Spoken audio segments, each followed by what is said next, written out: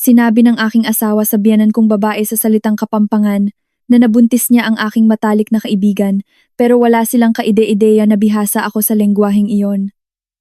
Lumaki ako sa Tondo, Maynila. Karamihan sa aming mga kapitbahay ay mga Ilocano. Ang aming katulong, si Aling Nena, ay isang Kapampangan. Pagsapit ko ng 12 anyos, mas magaling pa akong magkapampangan kaysa sa ilang katutubong nagsasalita nito. Pero nang pakasalan ko si Enzo, 3 taon na ang nakalipas. Hindi ko ito nabanggit. Ang kanyang ina, si Mommy Liza, ay nagkomento sa aking western na paraan ng pagluluto sa wikang Kapampangan noong unang hapunan namin. Ngumiti lang ako at ipinasa ang kanin. Nagtatrabaho si Enzo sa isang tech company sa Bonifacio Global City. Maganda ang sahod, pero walang katapusan ang oras sa trabaho.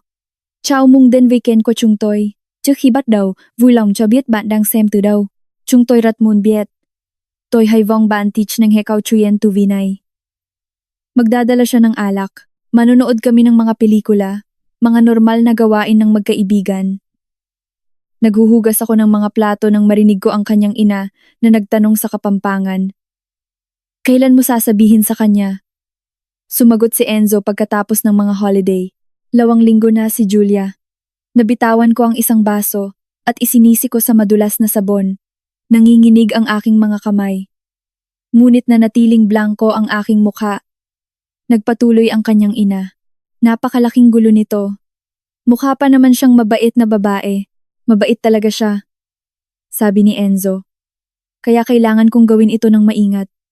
Ayokong makuha niya ang lahat. Tinapos ko ang paghuhugas ng mga plato.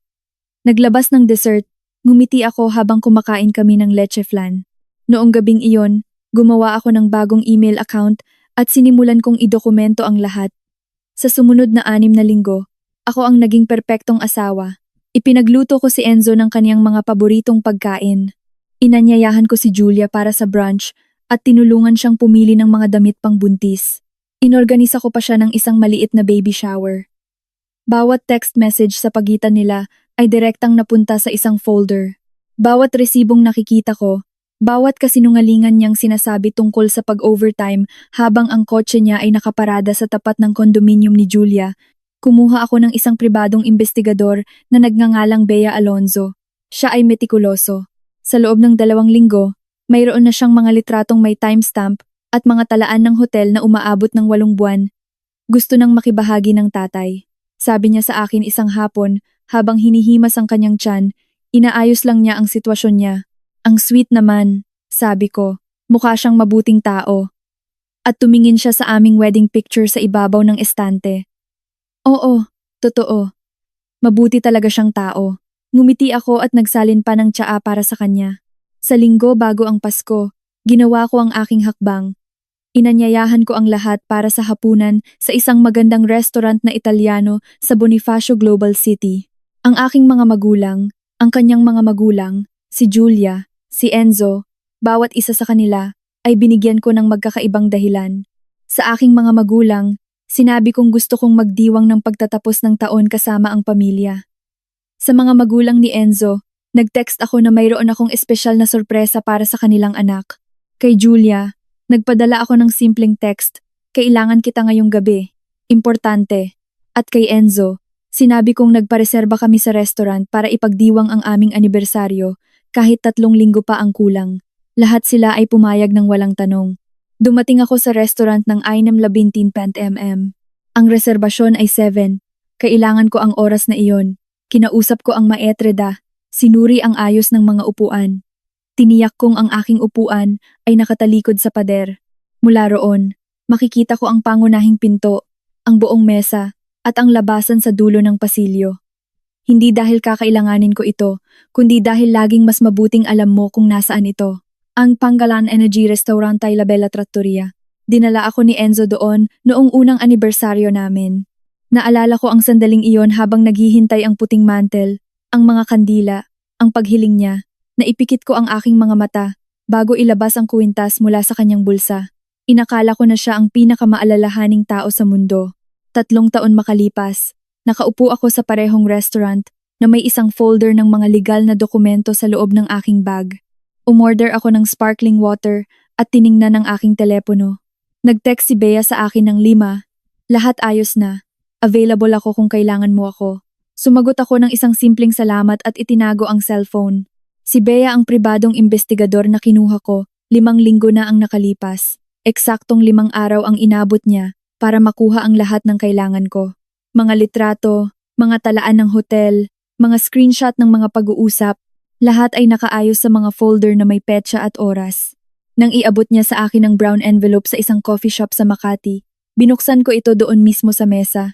Habang nasa harap ko ang isang kape na hindi ko man lang natikman, sinuri ko ito pahina. Bawat pahina ng walang imik.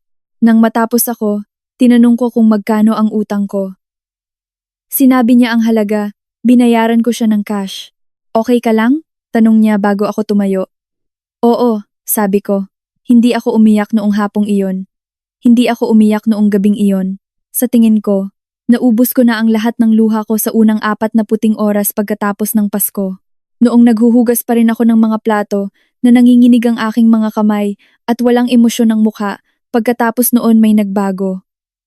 Hindi ako naging mas malakas. Naging mas malinaw lang ang isip ko. May mga gabi sa loob ng 6 na linggong iyon, nagising ako sa tabi niya, pinakikinggan ang kanyang paghinga, binibilang ang kanyang mga paghinga 2, 3, at iniisip, ganito, kapayapa matulog ang taong ito. Ipinipikit niya ang kanyang mga mata at nakakatulog, nang hindi nalalaman na alam ko ang lahat, na habang natutulog siya, inayos ko ang bawat ebidensya sa isang folder na nakakaspika ayon sa petsa, na ang numero ng abogado ko ay nakasave sa ilalim ng isang peking pangalan sa aking telepono, na nagbukas ako ng isang bank account sa aking pangalan sa isang branch, 2 kanto mula sa bahay.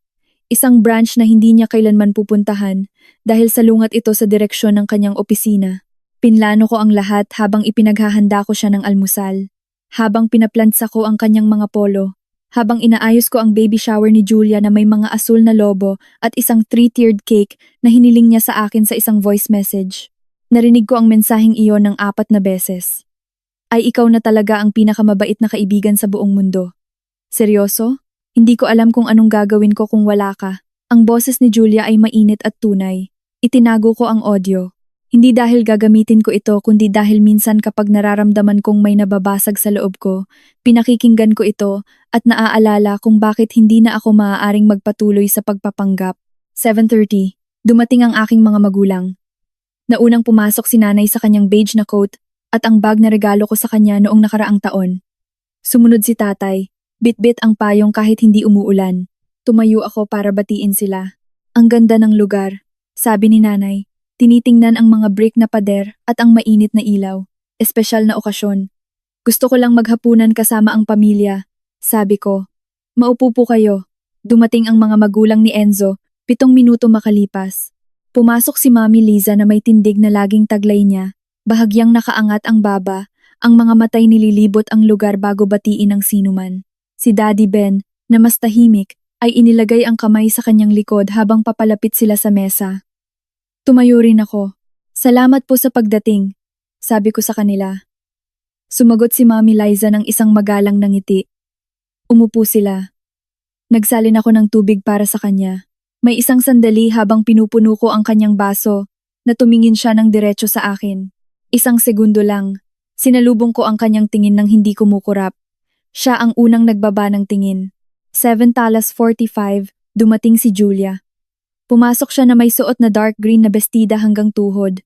Halata na ang kanyang tiyan, nakalugay ang kanyang buhok, at suot ang mga gintong hikaw na regalo ko sa huling kaarawan niya, ang kaarawan na ipinagdiwang namin ng magkasama na may mga margarita at homemade guacamole dahil sabi niya mas gusto niya ang isang bagay na times intimate asterisk. Tumayo ako para salubungin siya. Niyakap ko siya. Mahigpit ang yakap niya pabalik. Kamusta ka? Bulong niya sa aking tainga. Okay lang, sabi ko. Dito ka umupo sa tabi ko. Tiningnan siya ni Mami Liza na may ekspresyong wala pang isang segundo. Nakita ko iyon. Si Julia, hindi. Huling dumating si Enzo ng 7:15 p.m. Pumasok siya na inaayos ang kanyang coat, tulad ng lagi niyang ginagawa kapag huli siya sa isang bagay. Hinahanap niya ako ng tingin mula sa pinto, at nang makita niya ako, ngumiti siya ng ngiting minsang inakala kong pinakasiguradong bagay sa mundo. Tinawid niya ang restaurant, binati ang aking mga magulang, pagkatapos ay ang kanya, at sa huli ay umupo sa aking kaliwa. Akala ko mas maaga ka, sabi ko. Traffic sa C5. Sagot niya. Ipinatong niya ang kamay sa ibabaw ng akin sa mesa. Hinayaan ko lang ito doon. Dumating ang waiter para kunin ang aming mga order. Umorder kami ng alak para sa mga matatanda. Sparkling water para kay Julia. Pinili ng aking mga magulang ang risotto. Ang mga magulang ni Enzo ay umorder ng pasta.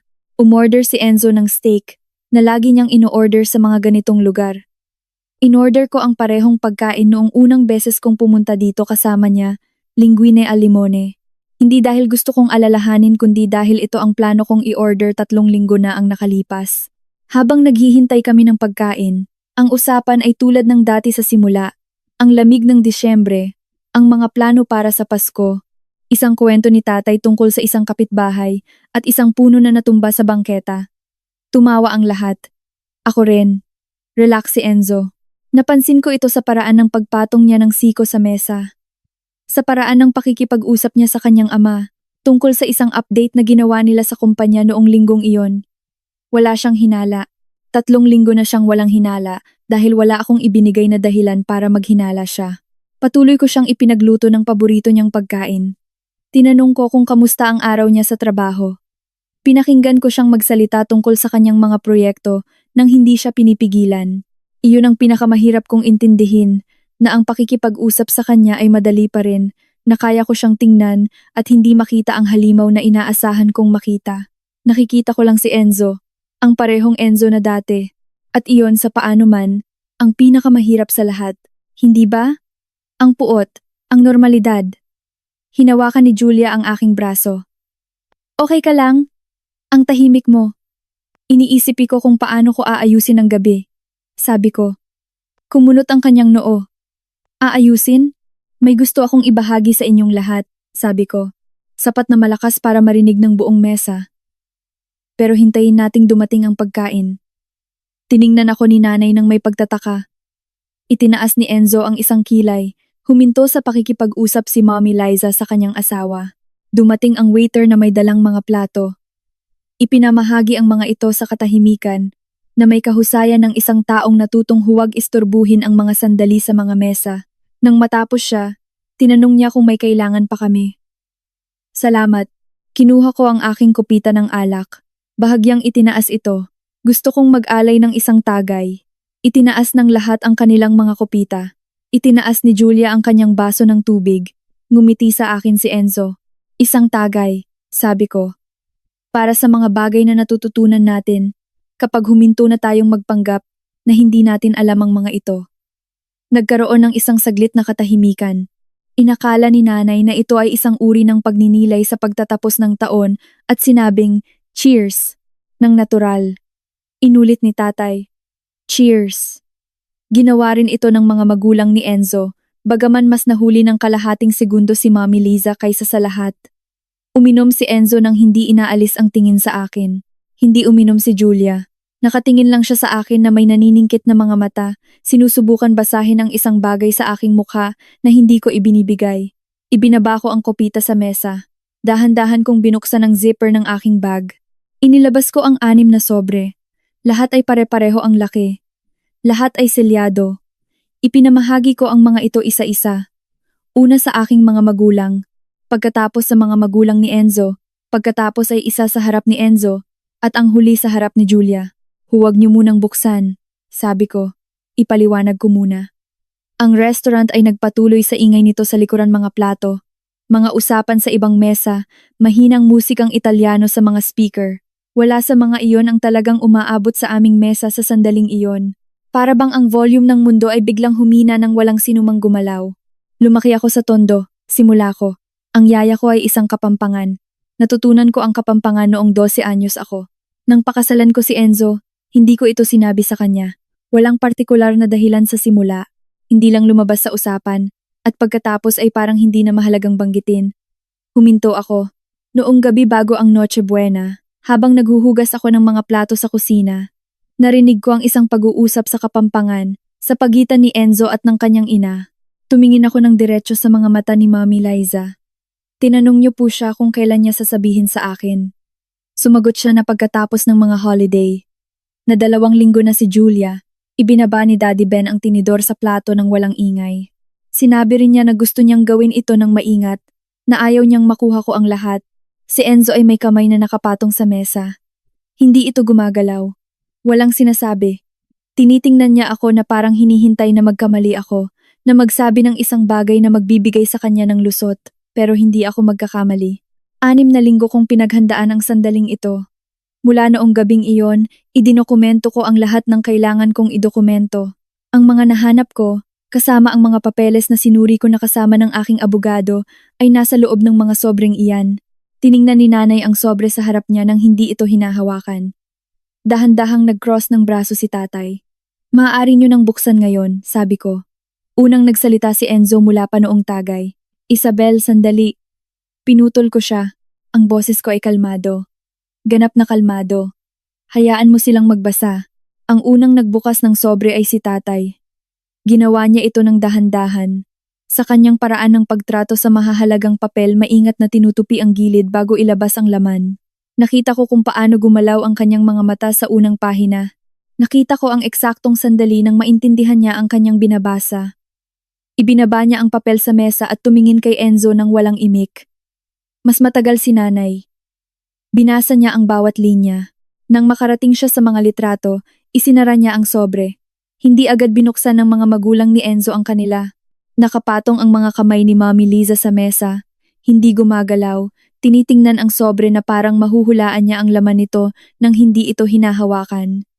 Binuksan ito ni Daddy Ben. Siya muna. Binasa niya ang unang pahina at ipinasa ito sa kanyang asawa ng tahimik. Hindi binuksan ni Enzo ang sa kanya. Iniwan niya ito sa harap niya na magka-cross ang mga kamay sa ibabaw na parang mababago nito ang nasa loob. Binuksan ito ni Julia. Nakita ko siyang inilabas ang mga pahina isa-isa, mga screenshot ng mga text sa pagitan nila ni Enzo na may mga petsa, mga talaan mula sa 3 magkakaibang hotel. Ang pinakamatagal ay 8 buwan na ang nakalipas, mga litratong kinuha ni Bea na may timestamp. Si Enzo na pumapasok sa gusali ng kondominium ni Julia, isang Martes ng 11 ng gabi, noong sinabi niyang nasa isang hapunan siya sa trabaho. Si Enzo na lumalabas ng Miyerkules ng 7 ng umaga, nakasuot ang parehong damit mula sa nakaraang araw.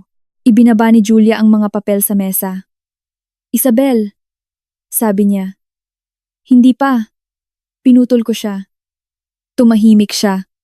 Hinintay kong matapos ang lahat sa pagbabasa.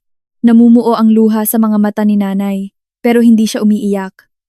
Nakatingin pa rin si tatay kay Enzo. Nabasa na ni Mommy Liza ang lahat, at ngayon ay nakatingin sa mantel. Mahigpit ang panga ni Daddy Ben. Nang tuluyang manahimik ang lahat, nagsalita ako. Ang hawak ninyo sa mga sobreng iyan ay sumasaklaw sa 8 buwan ng ebidensya. Mga talaan ng hotel, mga mensahe, mga litratong may petsa at oras. Mayroon ding kopya ng kasunduan na pinirmahan ko na kasama ng aking abogado ngayong linggo. Ang legal na proseso ay nagsimula na. Itinaas ni Enzo ang kanyang ulo. Isabel, makinig ka. Hindi ito. Alam ko na kung ano ito. Sabi ko. Hindi ko kailangan na ipaliwanag mo. Hayaan mo akong magsalita. Nagkaroon ka ng 8 buwan para magsalita. Pinili mong hindi. Sumandal siya. Ipinadaan niya ang kamay sa kanyang buhok. Ito ay 1 kilos na alam ko. Ginagawa niya ito kapag hindi niya mahanap ang paraan para makalabas sa isang sitwasyon. Si nanay ang unang direktang nagsalita sa kanya. Totoo ba? Tanong niya. Ang boses niya ay mahina ngunit hindi nanginginig. Totoo ba ang lahat ng ito? Hindi agad sumagot si Enzo. Iyon na mismo ay isang sagot. Enzo, ang boses ng sarili niyang ama ay iba. Sa kung paano ko ito narinig noon. Walang init. Sumagot ka. Oo, sabi ni Enzo. Isang salita. Sinabi niya ito habang nakatingin sa mesa. Dahan-dahang huminga si nanay. Itinulak ni tatay ang kanyang plato sa gilid na parang hindi na ito maaaring manatili sa parehong ibabaw ng pagkain. Nagsalita si Mommy Liza sa sandaling iyon. Ginawa niya ito sa Tagalog, isang bagay na hindi niya laging ginagawa kapag hindi siya komportable. Inakala kong sa pagkakataong ito, gusto niyang maintindihan ko siya ng walang duda. Hindi ko alam na ganito ang mangyayari, sabi niya. Yung narinig mo noong gabing iyon. Alam niyo po na nabuntis ng anak ninyo ang matalik kong kaibigan, sabi ko. At nagsilbi pa kayo sa akin ng dessert. Hindi siya sumagot. Sinabi niyo rin po na mukha akong mabait na babae. Sinabi ni Enzo na oo. Kaya kailangan niyang gawin ito ng maingat. Huminto ako. Iyon ang pinakamahirap kong iproseso. Hindi ang pagtataksil kundi ang katotohanang pareho kayong nagkakalkula kung paano ako hahandle habang naghuhugas ako ng mga plato sa inyong kusina.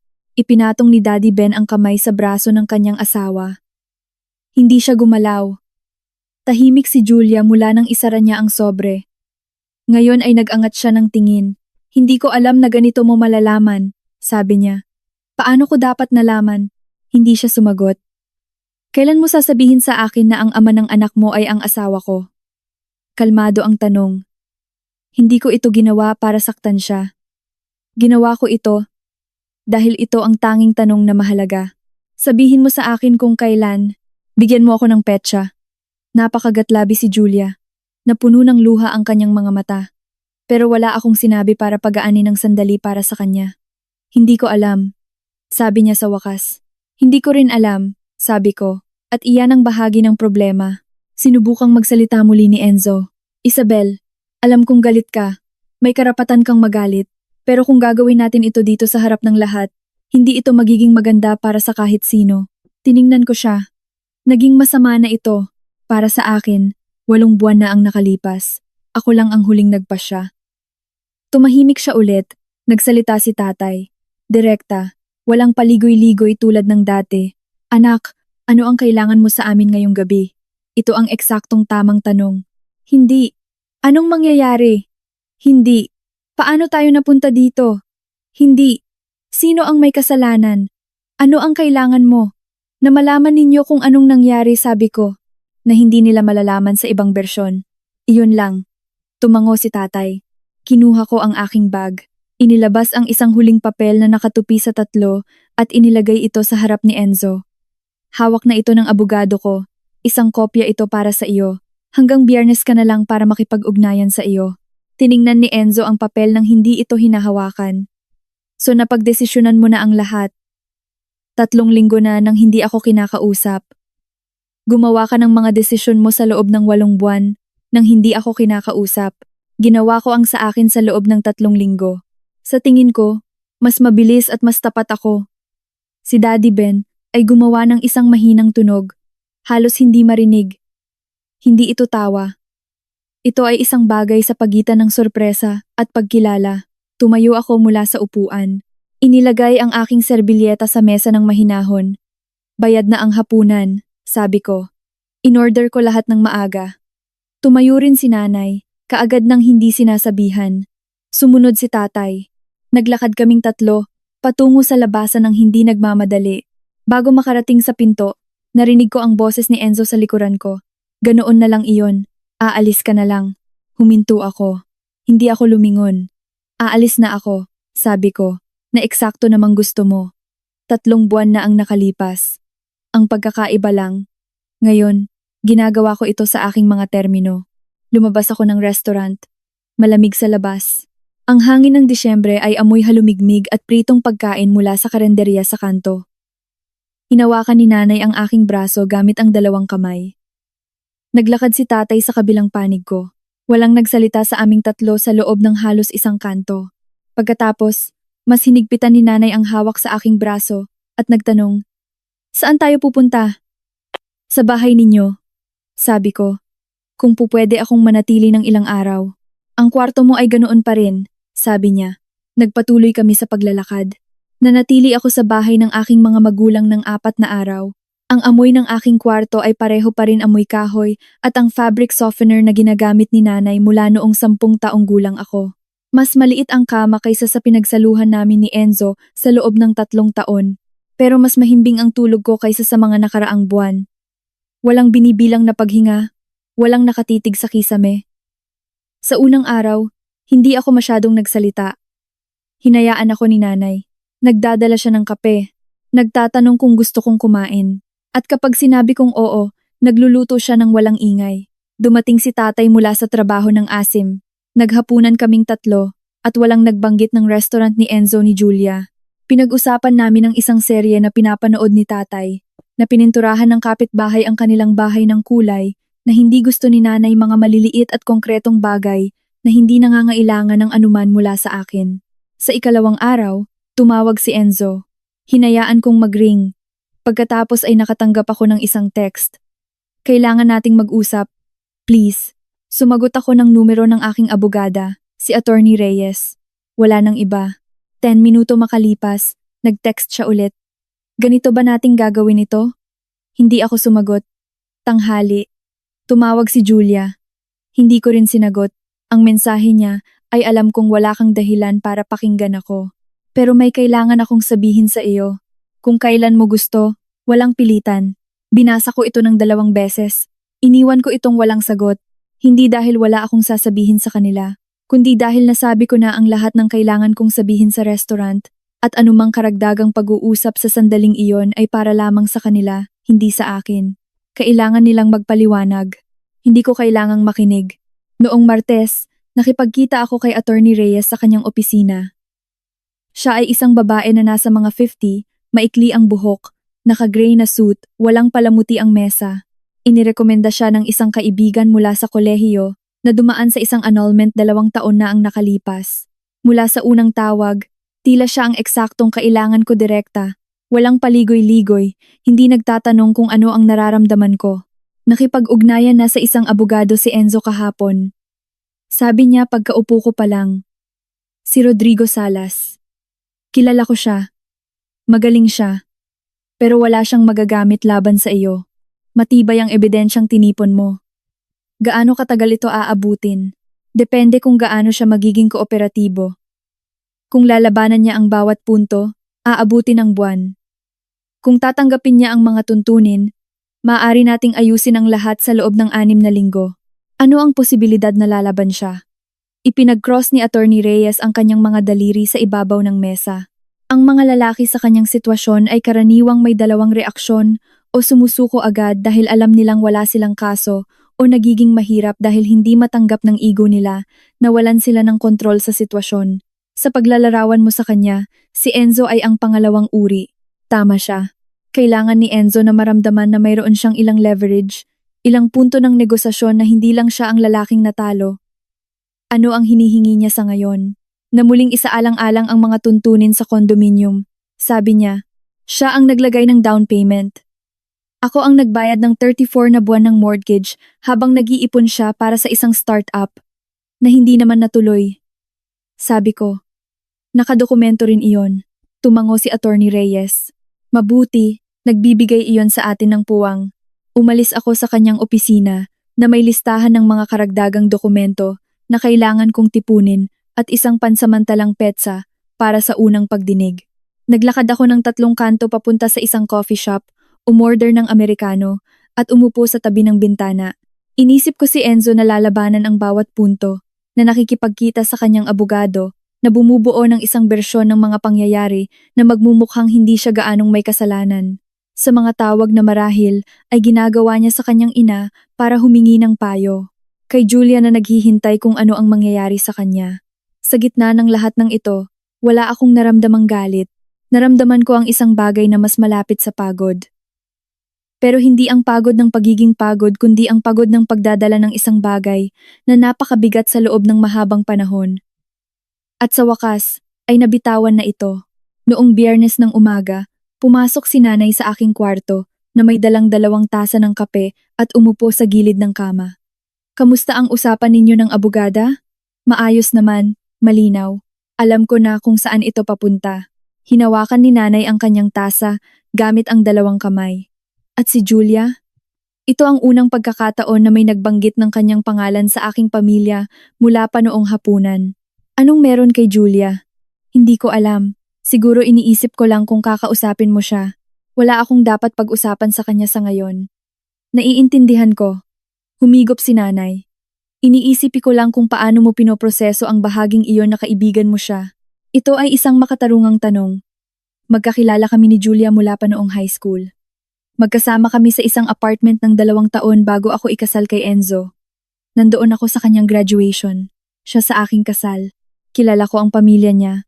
Kilala niya ang sa akin. Hindi ko pa siya napoproseso, sabi ko, at hindi ko ito pipilitin. Tumango si nanay.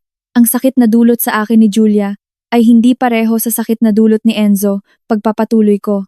Hindi ko pa ito nasasabi ng malakas hanggang sa sandaling iyon. Niloko ako ni Enzo bilang asawa. May anyo iyon, may pangalan, may legal na proseso para harapin iyon. Pero iba ang pagtataksil ni Julia. Nakaupo siya sa sala ko, umiinom ng tsaa na inihahain ko. Hinahayaan akong iorganisa ang kanyang baby shower habang alam niya ang lahat. Iyon ay walang proseso, walang papel na pipirmahan, wala sinabi si nanay, nakinig lang. At ang pinakamasama, may bahagi pa rin sa akin na naaalala kung sino siya bago ito. Hindi iyon nawawala agad-agad. Hindi, sabi ni nanay. Hindi ito nawawala, pero hindi rin kailangang ayusin ngayon. Noong araw ding iyon, 4 ng hapon, nakatanggap ako ng text mula kay Mami Liza. Hindi ito ang inaasahan ko. Hindi ito isang paghingi ng tawad. Hindi rin isang akusasyon. Ito ay isang maikling mensahe sa Tagalog na nagsasabing, "Mali ang ginawa namin sa iyo. Hindi ko hihilingin na intindihin mo. Gusto ko lang malaman mo." Binasa ko ito ng ilang beses. Hindi ako sumagot, pero hindi ko rin ito binura. 6 Ibu, bumalik ako sa apartment sa unang pagkakataon mula noong hapunan. Wala si Enzo. Napagkasunduan namin ni Attorney Reyes na wala siya sa pagitan ng 6 at 8 para makuha ko ang aking mga gamit ng mahinahon. Pumasok ako gamit ang aking susi na gumagana pa rin at dumiretso sa mga kailangan ko. Gumawa ako ng listahan. 3 araw na ang nakalipas. Damit, personal na dokumento, mga libro na akin, 2 painting na binili ko bago ako ikasal, ang Italian coffee maker na regalo ng lola ko. Wala nang iba. Ang lahat ng iba pa ay maaaring manatili o hatiin sa pamamagitan ni Attorney Reyes. Inabot ako ng 50 minuto. Nang matapos ako, tumayo ako sandali sa sala. Tiningnan ko ang wedding picture na nasa estante pa rin. Ang parehong tiningnan ni Julia noong hapong iyon, habang sinasabi sa akin na ang ama ng sanggol ay isang mabuting tao. Iniwan ko ito doon hindi dahil hindi ito mahalaga, kundi dahil hindi na ito akin ang apartment, ang litrato, ang bersyon ng aking sarili na nanirahan doon ng 3 taon. Lahat ng iyon ay kabilang sa isang bagay na tapos na. Hindi ko kailangang dalhin ito para malaman na umiral ito. Lumabas ako, isinara ang pinto, itinago ang susi sa bag. Hihingin ito sa akin ni Attorney Reyes sa susunod na linggo bilang bahagi ng proseso. Ngunit noong gabing iyon, sa hindi malamang dahilan, hindi pa ako handang iwanan ito sa siradura. Naglakad ako papunta sa aking kotse.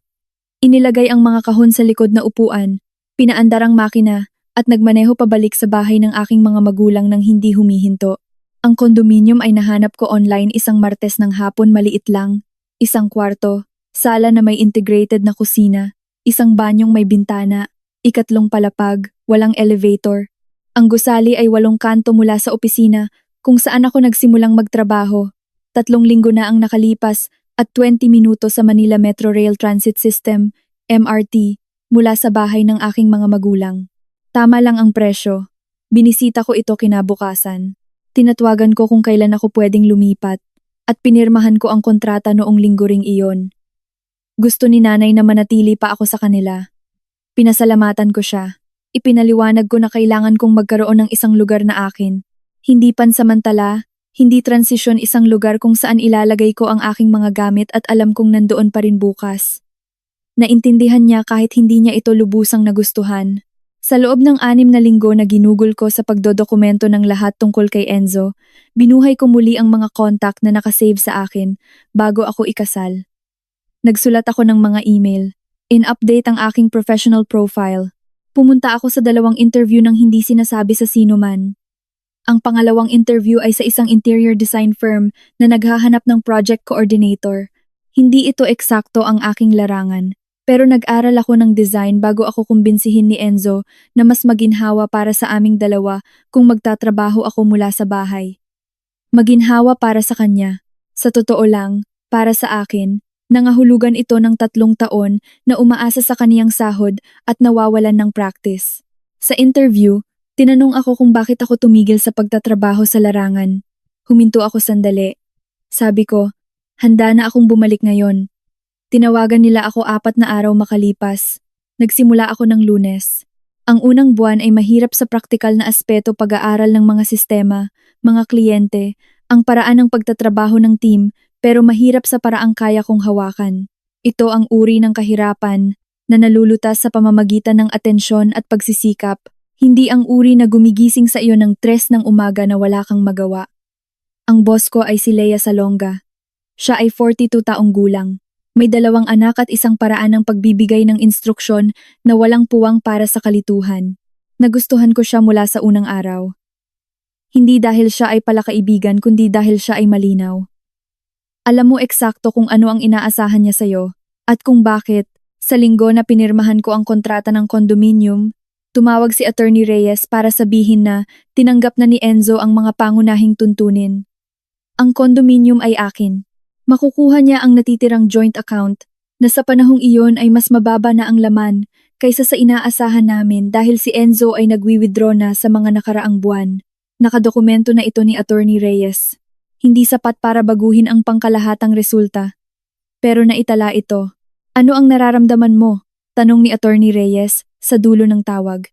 Ito ang unang pagkakataon na tinanong niya ako niyan. Maayos, sabi ko, handa nang matapos. Ilang linggo pa ng papeles, pero tapos na ang malaking bahagi. Noong gabing iyon, bumili ako ng mga gamit para sa kondominium. Mag-isa akong pumunta, walang listahan. Hindi nagmamadali, naglakad ako sa mga pasilyo ng tindahan. Pinipili kung ano ang gusto ko, hindi kung ano ang gagana para sa aming dalawa. Bumili ako ng mga kumot na may kulay na hindi kailanman pipiliin ni Enzo. Isang maliit na alpombra para sa pasukan. 2 halaman na malamang ay mamamatay. Pero gusto kong subukan. Nang makarating ako sa kondominium at inilagay ang lahat sa kanilang lugar, umupo ako sa sahig dahil wala pa akong sofa. Isinandal ko ang aking likod sa pader at nanatili doon sandali, tinitingnan ang kwarto. Hindi ito isang dramatikong sandali. Isa lang itong sandali. Inisip ko ang 6 na linggo bago ang hapunan ang lahat ng binuo ko, habang nananatili akong perpektong asawa sa labas. Ang sariling bank account, ang mga binuhay na contact, ang 2 interview, ang mga nakaayos na dokumento, ang kasunduan na sinuri kasama ni Attorney Reyes.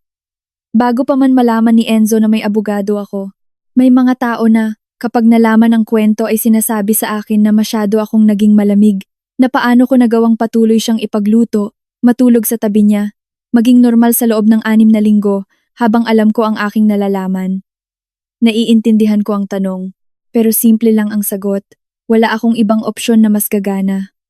Kung umalis ako noong mismong araw ng Pasko, aalis ako na walang dala, walang plano, walang sapat na ebidensya. Kung kinumpronta ko si Enzo agad, siya ang kukuha ng kontrol sa naratibo bago ko maayos ang lahat. 6 na linggo ay tila isang makatwirang presyo para makalabas ng maayos. Ang hindi tinatanong ng sinuman ay kung ano ang pakiramdam sa loob. Ang totoo, ang mga unang araw ang pinakamasama hindi dahil sa sakit, kahit na nandoon ang sakit, kundi dahil sa patuloy na pagsisikap na panatilihin ang 2 bersyon ng aking sarili na gumagana ng sabay. Ang nagsisilbi ng kape kay Enzo sa umaga at ang nagsusuri ng mga folder ng ebidensya sa gabi kapag tulog na siya. Ang tumutulong kay Julia na pumili ng damit pang buntis at ang nagsisave ng mga screenshot ng kanilang mga pag-uusap. Sa 3 linggo, may umayos. Hindi ito naging madali, pero naging manageable. Mayroon akong malinaw na layunin, at bawat araw na lumilipas, mas lumalapit ako dito. Sinimulan ko ang design course sa 4 na linggo. Ito ay isang online course, 3 oras tuwing Martes at Huwebes ng gabi. Nahanap ko ito habang naghahanap ng paraan para i-update ang aking kaalaman bago ang mga interview. Nahook ako mula sa unang klase. Ang professor ay isang arkitektong taga-Colombia na magaling magpaliwanag at hindi nagsasayang ng oras sa mga bagay na hindi mahalaga. Sa loob ng 6 na linggo, mas marami akong natutunan kaysa sa na-practice ko sa huling 2 taon. Sa kursong iyon ko nakilala si Maine Mendoza. Siya ay isang graphic designer, 4 na taon na mas matanda sa akin. Mag-isa siyang naninirahan mula noong 20 anyos siya. Nagkasalubong kami sa forum ng course, nagkokomento sa parehong proyekto, at nagsimulang mag-usap sa labas. Bago ako matapos maglipat sa condominium, 2 beses na kaming nagkape. Hindi ko agad sinabi sa kanya ang lahat. Sapat lang para maintindihan niya kung bakit ako nagsisimula ulit sa edad na 30. Hindi siya nagtanong ng marami. Sabi niya, Welcome sa club ng mga nagre-reinvent ng sarili nang mas huli sa plano. At nag-iba kami ng usapan. Iyon ang eksaktong kailangan ko, isang taong hindi ako ituturing na sira. Binili namin ang sofa isang Sabado kasama si Maine. Inabot kami ng 2 oras para magdesisyon dahil may opinyon siya sa lahat. At ako ay natututo pa lang, pumili ng hindi isinasaalang-alang kung ano ang gusto ng iba. Sa huli, pumili ako ng isang dark blue na sofa na sabi ni Maine ay seryoso pero hindi boring. Inayos namin itong dalawa. Naging tabingi sa unang beses. Inilipat namin. Naging maayos. Noong hapong iyon, umorder kami ng pizza, umupo sa bagong sofa, at tinanong ako ni Maine kung ano ang pakiramdam ko sa condominium. Parang sa akin, sabi ko. Dahil sa iyo naman talaga, sabi niya. Oo, sa akin nga. 3 araw makalipas, tumawag si Attorney Reyes para sabihin na pinirmahan na ni Enzo ang mga huling dokumento. Natapos ang proseso sa loob ng 5 linggo at kalahati. Mas mabilis kaysa sa inaasahan ng sino man. Paano niya tinanggap? Tanong ko. Mas kalmado kaysa sa inaasahan ko. Sa huli, sabi ni Attorney Reyes, sa tingin ko, handa na rin siyang matapos. Ibinaba ko ang telepono at nanatili sandali na hawak ito. Hindi eksaktong ginhawa ang naramdaman ko. Naramdaman ko ang isang bagay na mas malapit sa pagsasara, tulad ng kapag natapos mong ayusin ang isang kwarto na ilang buwan, nang magulo at tinitingnan mo itong malinis sa unang pagkakataon. Hindi ito kaligayahan. Ito ay simpleng ang mga bagay ay nasa kanilang tamang lugar.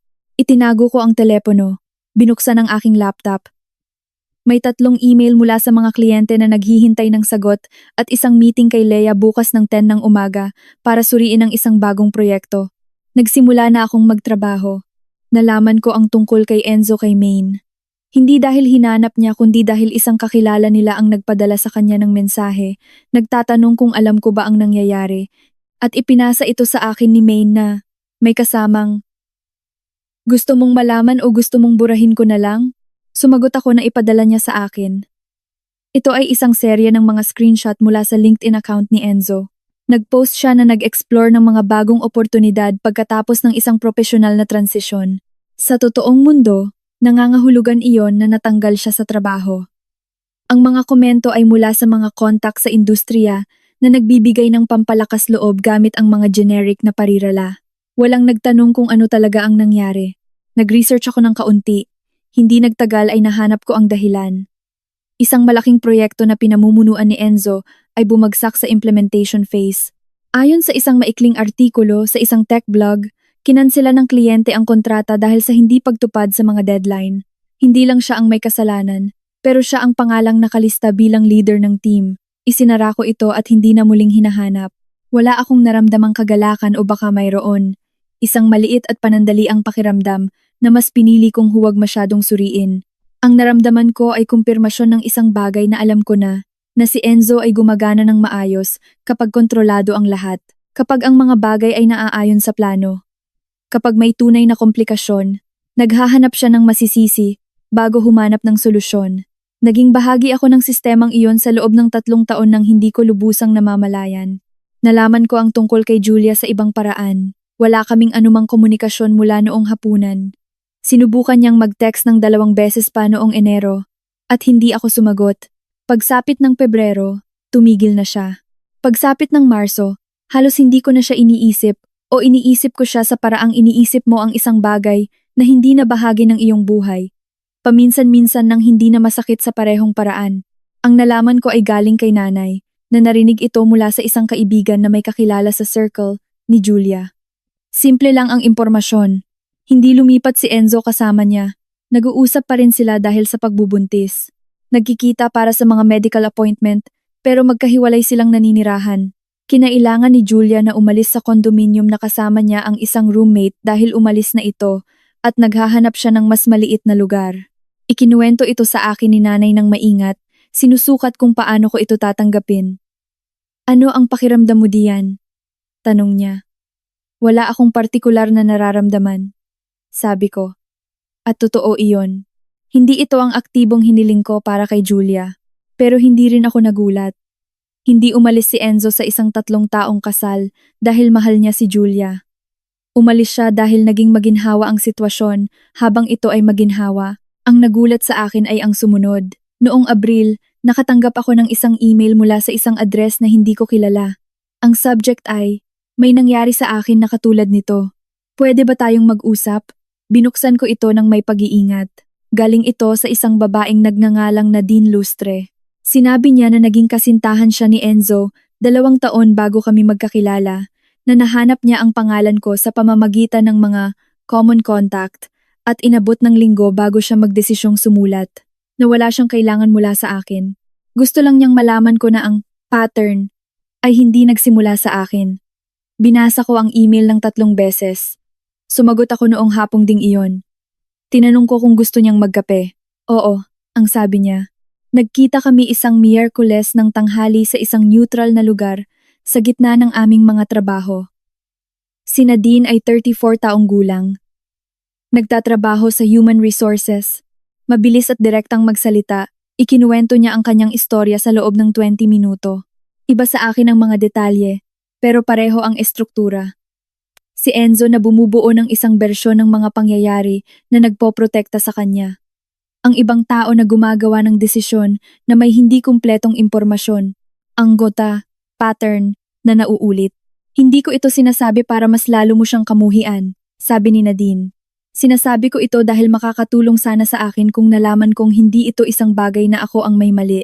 Ito ay isang bagay na ginagawa niya. Nakarating na ako sa konklusyong iyan ng mag-isa, sabi ko. Pero salamat pa rin. Halos 2 oras kaming nag-usap. Nang umalis kami, nagpalitan kami ng numero hindi para maging magkaibigan kundi bilang pagkilala na mayroong isang bagay na kapakipakinabang sa pagkikilala namin. 2 linggo makalipas, nag-text si Nadine para sabihin na may nahanap siyang isa pa, isang babaeng nagngangalang Catherine Bernardo na naging kasintahan ni Enzo sa pagitan namin ni Nadine. Nagkita kaming 3 isang Huwebes ng gabi sa kondominium ni Nadine. Si Catherine ay isang abogado. Tahimik. May paraan ng pakikinig na nag-uudyok sa iyong maging tumpak. Nagdala siya ng alak. Ako ng keso. Gumawa si Nadine ng pasta. Hindi ito isang gabi ng puot o drama. Ito ay isang gabi ng 3 babae na nagkukumpara ng impormasyon at sabay-sabay na naglalabas ng mga konklusyon. Pagsapit ng 11 ng gabi, nabuo na namin ang halos 4 na taon ng pag-uugali ni Enzo nang may sapat na kalinawan para maintindihan ng bawat isa kung anong bahagi ng kwento ang napunta sa kanila. Sinabi ni Catherine sa isang punto. Ang pinakakinainisan ko ay hindi ang ginawa niya kundi kung gaano niya ito kahusay inorganisa. Hindi na niya ito ganoon kahusay inoorganisa ngayon, sabi ko. Tumingin silang 2 sa akin. Natanggal siya sa trabaho noong Pebrero. Bumagsak ang proyektong pinamumunuan niya. Nagsalin si Nadine ng mas maraming alak ng walang imik. Dahan-dahang tumango si Catherine. Hindi kami eksaktong nagdiwang, pero hindi rin kami nagpanggap na walang epekto sa amin ang impormasyon.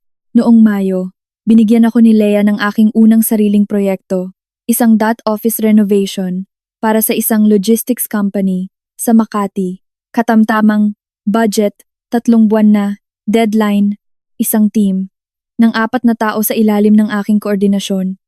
Ito ay higit pa sa nahawakan ko sa loob ng mahabang panahon. Ang unang linggo ay puro mabilisang pag-aaral. Nagkamali ako na itinuro sa akin ni Lea nang walang drama at tinuruan akong itama. Sa 2 linggo, mas kumpiyansa na ako. Sa pagtatapos ng unang buwan, inaprubahan na ng kliyente ang lahat ng unang plano at gumagana na ang team nang hindi ko na kailangang ulitin ang mga instruksyon. Isang Biyernes sa pagtatapos ng araw, sumilip si Lea sa aking mesa. Tinanong ka ng kliyente ngayon, sabi niya. Gusto niyang malaman kung sino ang coordinator. May masama ba? Kabaligtaran, sabi niya. Ikaw ang unang coordinator sa loob ng maraming taon na sumasagot sa kanilang mga email sa parehong araw. Tila isang mababang pamantayan para makatanggap ng papuri. Pero tinanggap ko ito. Noong gabing iyon, pumunta ako sa bahay ng aking mga magulang para maghapunan. Ito ay isang bagay na sinimulan kong gawin tuwing Biyernes. Hindi dahil sa obligasyon kundi dahil gusto ko. Laging sobra magluto si tatay. Laging nagtatanong si nanay tungkol sa trabaho ng may tunay na interes. Ito ay isang gabi sa linggo na hindi ko kailangan ng ipaliwanag ng anuman o magproseso ng anuman, basta nandoon lang. Pagkatapos ng hapunan, habang naghuhugas si nanay ng mga plato at nanonood si tatay ng kanyang palabas, umupo ako sa sulok na supa na paborito kong lugar mula pa noong bata ako. Hawak ko ang aking telepono, pero hindi ko ito ginagamit. Inisip ko kung nasaan ako. 1 taon na ang nakalipas sa kusina noong Pasko. Nanginginig ang mga kamay at blanko ang mukha. Pinakikinggan sa Kapampangan kung ano ang magiging buhay ko kung wala akong gagawin. May ginawa ako. Hindi lahat ay naging perpekto. Nakakapagod ang annulment kahit na mabilis. May mga gabi sa kondominium na ang katahimikan ay sobrang tahimik. May mga sandali na namimiss ko si Julia, hindi ang Julia ng mga huling buwan, kundi ang dati. Ang nagdadala ng alak at nanonood ng mga pelikula, at tunay sa paraang hindi ko pa alam kung paano iproseso. Pero mayroon ding ibang mga bagay, ang trabaho. Si Maine. Ang mga gabi kasama sina Nadine at Catherine. Ang kondominium na may asul na sofa at 2 halaman na laban sa lahat ng inaasahan ay buhay pa. Sapat na ito, higit pa, sa sapat para magpatuloy. Ang biyahe papuntang Singapore ay kinumpirma ko isang Martes ng umaga. Tinawag ako ni Leia sa kanyang opisina at ipinaliwanag na nanalo ang kumpanya ng isang bagong kliyente, isang Singaporean Chinese hotel chain na gustong magbukas ng 3 property sa Pilipinas at nangangailangan ng isang coordinator na maaaring direktang makipagtrabaho sa kanilang team sa Singapore sa planning, phase asterisk. 2 linggo sa Singapore, araw-araw na meetings, mga pagbisita sa mga reference hotel na gusto nilang gamitin bilang modelo. Naisip kita dahil sa 2 dahilan, sabi ni Leia. Ang trabaho mo sa huling proyekto at ang wika. Inabot ako ng 1 segundo para maintindihan. Alam mong nagsasalita ako ng Kapampangan? Tanong ko. Inilagay mo sa iyong resume noong nag-apply ka. Advanced conversational level. Tama siya. Inilagay ko ito halos bilang isang pampuno nang hindi inaasahan na magiging mahalaga ito. Makakapunta ka ba? Tanong ni Leia. Opo, sabi ko. Lumipad ako 1 linggo ng gabi. Mahigit 3 oras na biyahe. Dumating ako sa Singapore ng madaling araw ng Lunes na may isang medium na maleta, ang address ng hotel kung saan ako tutuloy, at isang folder ng mga materyales ng proyekto na sinuri ko ng 3 beses sa eroplano. Sinalubong ako ng Singaporean team sa opisina noong Martes ng 10 AM. 4 sila, ang expansion director, 2 arkitekto, at isang local coordinator na mag-aasikaso sa akin. Nang batiin ko sila sa Kapampangan, itinaas ng direktor ang kanyang mga kilay. Magaling ang Kapampangan mo, sabi niya, sa Kapampangan din. Lumaki ako sa Tondo, sagot ko. Sa Manila, tumango siya na parang ipinapaliwanag na nito ang lahat. At ipinapaliwanag nga, ang mga meeting noong unang linggo ay mahaba at detalyado. Ang Singaporean team ay nagtatrabaho ng may katumpakan na hinahangaan ko. Bawat punto sa agenda ay may nakalaang oras. Bawat desisyon ay naidokumento bago lumipat sa susunod. Walang mga usapan na naliligaw. Ito ang uri ng kapaligiran kung saan ako gumagana ng maayos. Sinamahan ako ng local coordinator. Sa unang 2 araw, para siguraduhin na walang hindi pagkakaunawaan, pagsapit ng Miyerkules, sinabi niyang hindi na niya ako kailangan. Mas magaling pa ang Kapampangan mo kaysa sa ilang supplier. Na, katrabaho namin. Sabi niya, hindi ko ito tinanggap bilang isang labis na papuri. Tinanggap ko ito bilang kapakipakinabang na impormasyon. Ginugol ko ang mga weekend sa paglalakad sa lungsod. Noong Sabado ng unang linggo, pumunta ako sa Chinatown. Naglakad ako ng walang pagmamadali. Pumasok ako sa mga tindahan na nakakuha ng aking atensyon. Bumili ako ng 2 ceramic na tasa at isang maliit na ilustrasyon na sa tingin ko ay babagay sa kondominium. Sa isa sa mga tindahan, kinausap ako ng may-ari sa Mandarin. Inaakalang ako ay isang turistang may natutunang mga parirala. Sumagot ako sa matatas na Kapampangan. Agad siyang lumipat sa isang normal na pag-uusap at tinanong kung saan ako galing. Paano ko natutunan ang wika? Kung mayroon akong pamilyang Kapampangan, ikinuwento ko ang tungkol sa Tondo. Ikinuwento ko ang tungkol sa aking yaya, si Aling Nena, na nagturo sa akin ng mga unang salita noong 8 taong gulang ako dahil sa tingin niya ay mahalaga na matuto ng wika ang mga bata habang bata pa. Ikinuwento ko na sa edad na 15, nakakabasa na ako sa Chinese characters at sa edad na 15, sinabi sa akin ni Aling Nena na mas maganda ang accent ko kaysa sa sarili niyang pamangkin na ipinanganak sa Singapore. Tumawa ang may-ari ng tindahan. At para saan nagsilbi sa iyo ang Kapampangan? Tanong niya. Para sa maraming bagay. Sabi ko. Ang pinakamahalaga ay 1 taon na ang nakalipas. Hindi na ako nagpaliwanag pa. Hindi na rin siya nagtanong. Noong linggo ng 2nd linggo, pumunta ako sa Gardens by the Bay. Maaga pa at kaunti pa lang ang tao. Naglakad ako sa mga pasilyo. Tinitingnan ang mga kakaibang halaman ng walang pagmamadali. Sa isang punto, umupo ako sa isang bangko para magpahinga at kinuha ang aking telepono para tingnan ang mga mensahe. May isa mula kay Maine na nagtatanong kung kamusta na. Isa mula kay nanay na may litrato ng halamang iniwan ko sa kanya habang naglalakbay ako na tila mas lumalago sa kanya kaysa sa akin. Isa mula kay Nadine na may isang meme na walang kinalaman sa kahit ano. At may isa mula kay Enzo. Nakita ko ito nang hindi binubuksan. Ang text preview ay nagsasabing, alam kong wala kang dahilan para sumagot. Gusto ko lang sabihin na binura ko ito nang hindi binubuksan. Hindi ito isang kilos ng puot. Ito ay isang praktikal na desisyon.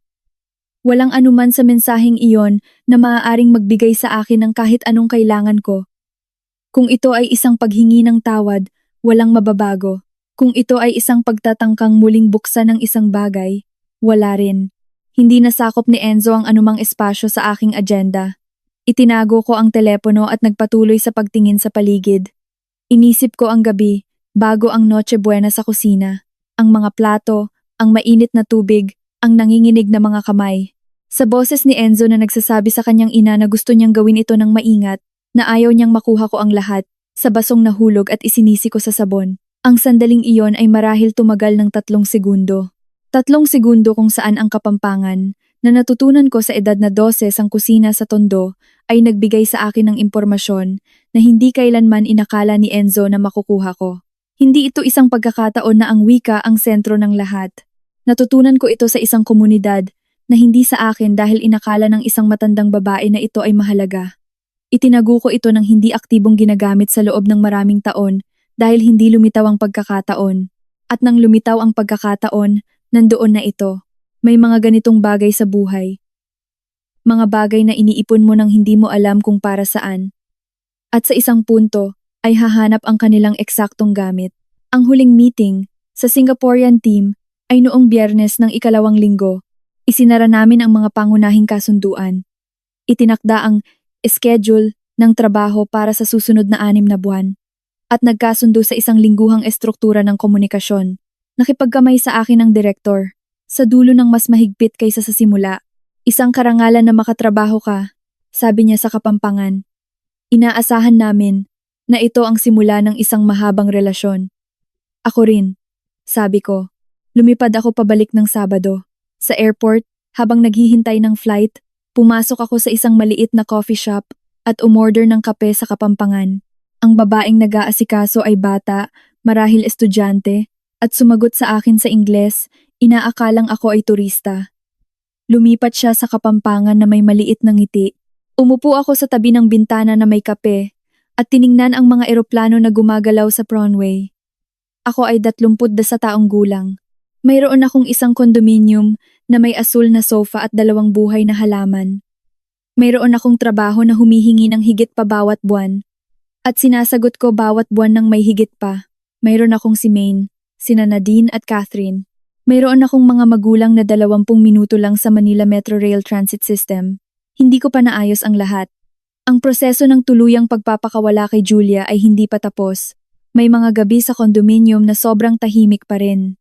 May mga sandali na ang bersyon ng aking sarili na lubusang nagtiwala sa 2 tao nang sabay-sabay ay tila malayo at naiintindihan din na siyang pinakamahirap na kombinasyong hawakan. Pero may sapat na ako. May direksyon ako. Umalis ang eroplano ng 2:00 ng hapon. Nang mawala ang mga ilaw ng Singapore sa ilalim ng mga ulap, kinuha ko ang notebook kung saan ako nagsusulat ng mga tala sa buong biyahe.